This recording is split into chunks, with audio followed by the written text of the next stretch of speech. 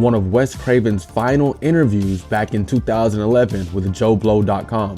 Let's go ahead and check it out and react to it. Scream 4, how did you know it was the right time? I think it was that a decade had gone by, a full decade since the last one. First decade of the 21st century, and the profusion of social networking, Facebook, smartphones that can do everything, have GPS and you can track somebody, and you have, you can take video, and just an enormous amount of saturation of the social context with these things. So not gonna lie, Wes Craven was ahead of his time as far as Scream 4. Scream 4 was so meta and it had so much emphasis on technology, and I'm a believer that if you release Scream 4 today, it would break records. Obviously you got Nev, you've got the Courtney, you've got all the originals.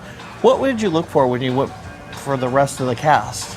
You always look for that young cast that's going to be talked about, that's full of really smart, charismatic, beautiful to look at, at least with the girls. Yeah, of course. Characters, just looking for the best of the best. We had a pretty big cast, and so we probably have, 12 young people in pretty key roles from time to time. Some are cameos, don't last too long, it's obviously they have to be somewhere close to the characters that Kevin wrote. And since Emma Roberts plays Nev's cousin, there has to be a certain familial, resemblance. But mostly just looking for actors that can really kick it out of the park and make it something more than just a slasher film with, so-so acting. So going to the casting, Scream 4's casting was amazing. Wes Craven hit it spot on. It was a young, beautiful cast, and Emma Roberts absolutely killed it as Jill Roberts. And I think, again, this is just another notch in Wes Craven's belt as far as relating the Scream 4 to the original cast of Scream 1996. The biggest challenge, I think, is just what we set for ourselves, and that we knew, we'd been away a long time. The last Scream, let's say, just didn't do as well as the previous. There's, some reasons of being rushed, not having the amount of time we really needed to have, or things like that.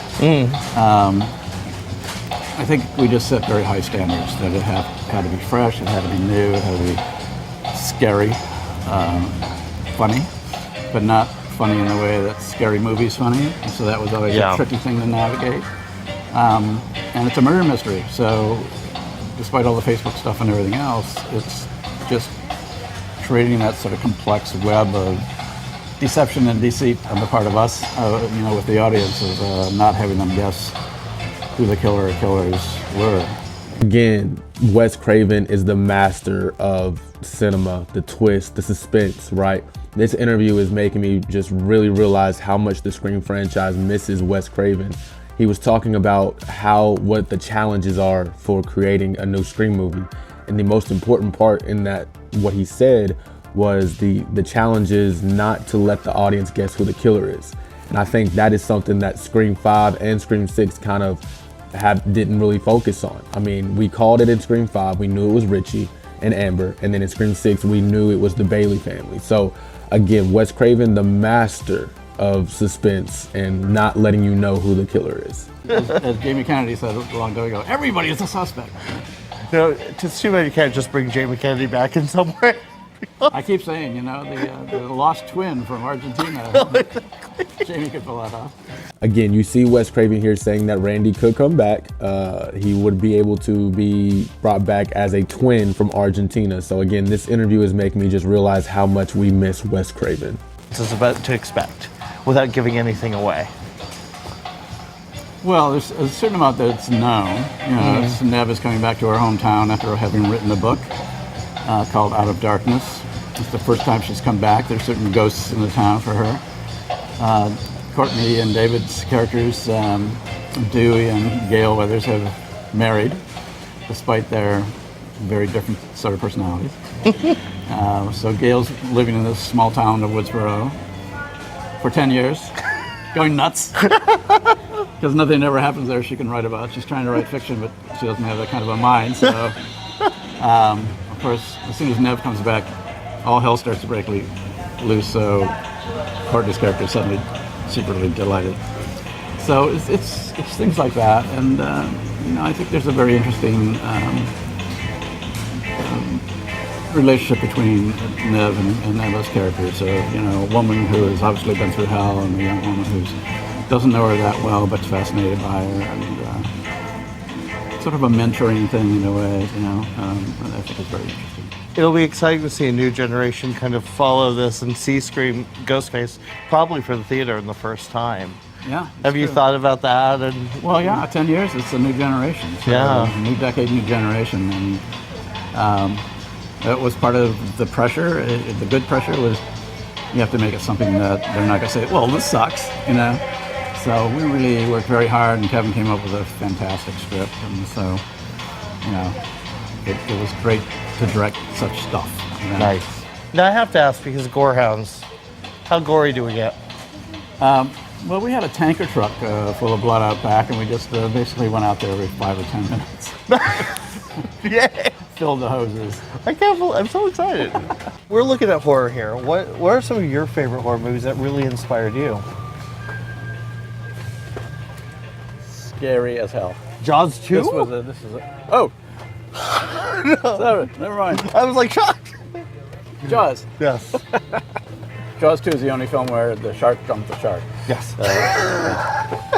I think it's one of the great classic movies of all time. Didn't do much for sharks. I mean, they've had a hard time ever since.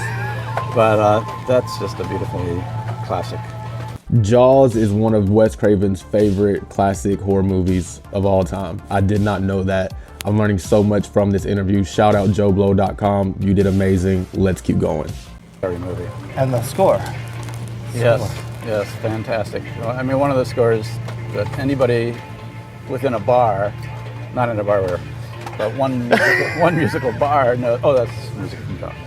Well, speaking of scores, I have to say, Halloween.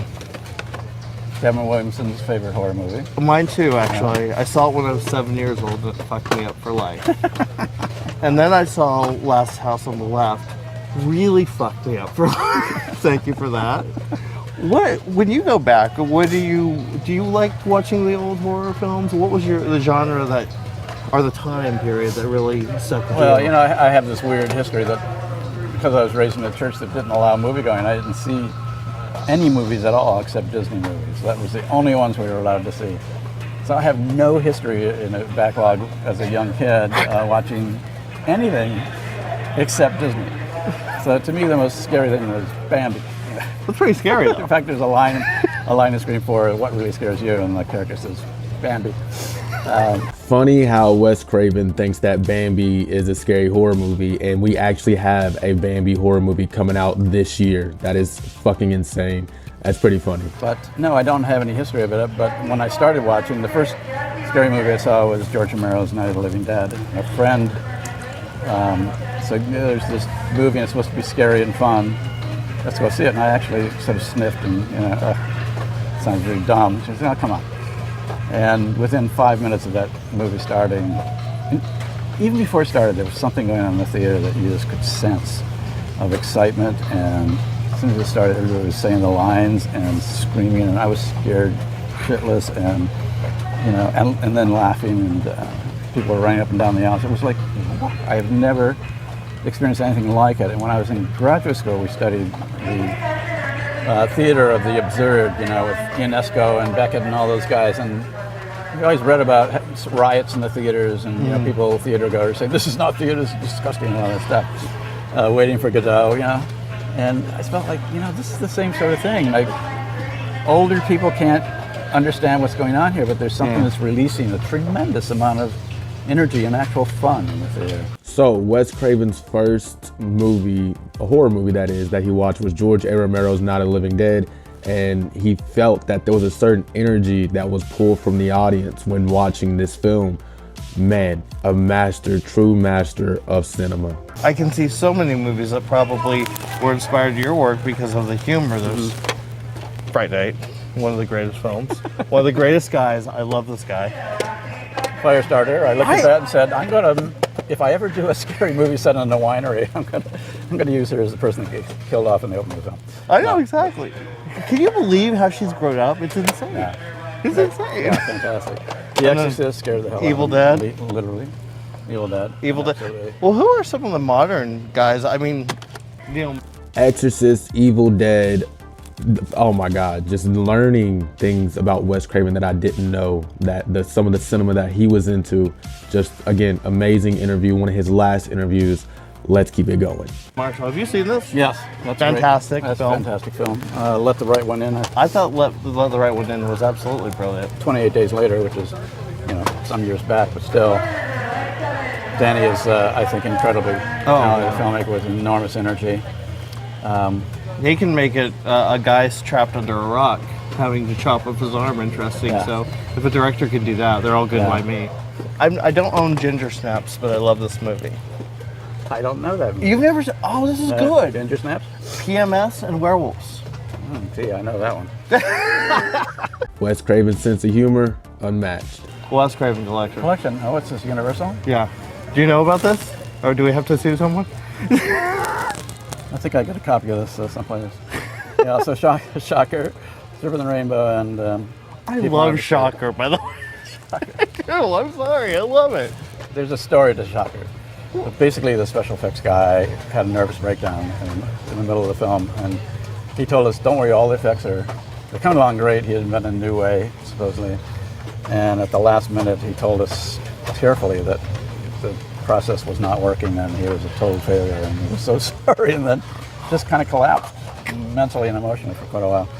So we had to go find the negative in all sorts of strange places, like the trunk of his car, and junkyard, and under unmarked boxes, and under, it was a nightmare. And the Serpent and the Rainbow was just an incredible experience. We shot in Haiti until we had to get out for fear of our lives, but it was 6 months after Baby Doc was thrown out, so it was kind of a revolution.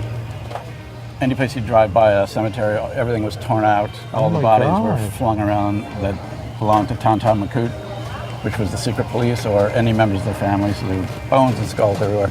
It was very weird. But we also had entree to voodoo in a way that normally somebody from the outside would never have, because we were really doing a story about voodoo as a religion, and not just making zombies, although that is something that actually happens. So people let us into ceremonies, and we just had an open call. So phone would ring at 3 in the morning. Okay, there's a ceremony. Get down in the lobby, and we'd drive out in a 4-wheel drive in the middle of cane fields and see these fires and everything else.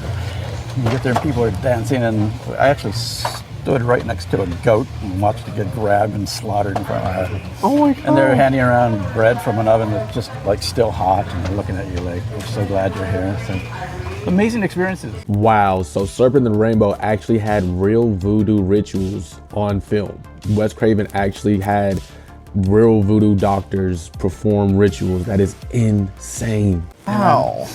But also highly, highly unstable. Yeah. They had been treated so horribly by Bouviers that if you were there to give them jobs, they loved you, and if you couldn't give them a job for anything, they wanted to kill you. And it could change like that. Oh my God.